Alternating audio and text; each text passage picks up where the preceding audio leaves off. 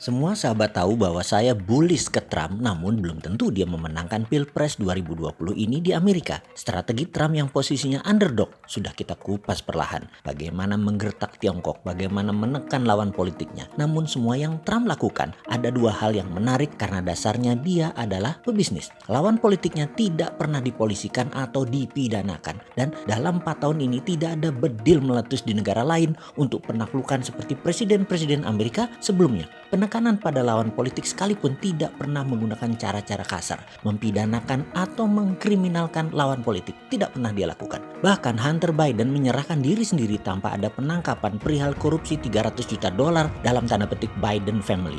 Berita korupsi ini menjadi berita besar di Amerika saat ini. Menurut saya persis siraman email Hillary ke publik di hari terakhir kampanye di 2016. Mau itu globalis cabal, mau itu lawan politik, mau itu negara komunis Tiongkok, semua diselesaikan dalam tanda petik melalui backdoor diplomasi. Tidak ada yang ke pengadilan, tidak ada bedil-bedilan. Ini asli keren. Trump beda banget. Inilah yang saya sukai dari dirinya. Sisi Biden saya belum menemukan kekuatan darinya. Namun kekuatan oligarki serta globalis cabal bersama Partai Demokrat tahu banget kita. Di sanalah globalis cabal yang pakai darah kalau perlu untuk menekan negara lain. Ngumpet di balik negara Amerika agar tindakan mereka jadi sah adalah bersama Partai Demokrat. Sekarang di balik negara bagaimana? Yaitu oligarki dan globalis cabal membeli politikus, membeli pejabat, dan kebanyakan saat ini berseberangan dengan Trump, yaitu di Partai Demokrat. Kembali ke topik pembicaraan, Trump apa Biden nih? Ketika mendapatkan foto-foto lapangan di Amerika dari sahabat saya di negeri Paman Sam, saya agak berkerut kening karena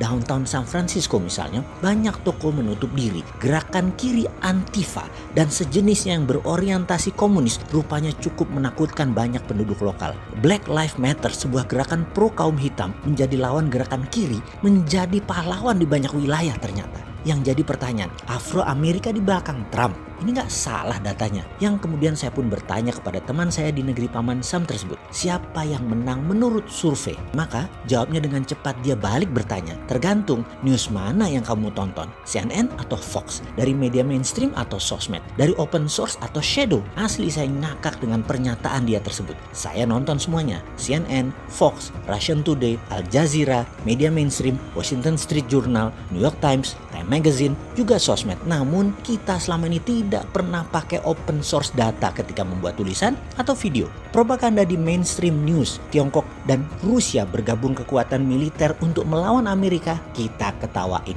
Ini pasti yang komen gak nonton TV Rusia. Macron yang globalis diserang Erdogan yang nasionalis agamis. Di belakangnya Turki siapa? Rusia om. Kalau serangan masif anti Perancis yang menghina nabi kita terus beruntun, membuat banyak perusahaan Perancis goyang, siapa diuntungkan? Tiongkok lah. Mereka sudah siap beli murah. Jadi jangan-jangan Macron itu proksinya Tiongkok ya. Kenapa? Mereka sudah siap beli murah itu. Dior, Louis Vuitton, Hermes. Mereka memang manufakturnya sudah di Cina semua. Hulu sudah dikuasai oleh Tiongkok. Namun hilir tinggal mereka sikat sekarang. Tiongkok di belakang Turki. Ya enggak lah. Tiongkok itu negara pedagang. Udah pasti di belakang Perancis. Peluang selalu mereka sikat. Mereka pinter kok. Itulah kalau kita mengerti cara cerdas bernegara yang kebijakan bernegaranya menguntungkan pebisnis lokal dan rakyat negaranya. Trump mengerti cara cerdas bernegara versi platform Partai Republik untuk menguntungkan rakyatnya dan negaranya. Begitu juga Xi Jinping. Perang dengan Amerika malah keduanya benefit. Jadi perang harus panjang karena menguntungkan. Namun dengan Biden Demokrat, Tiongkok lebih untung lagi karena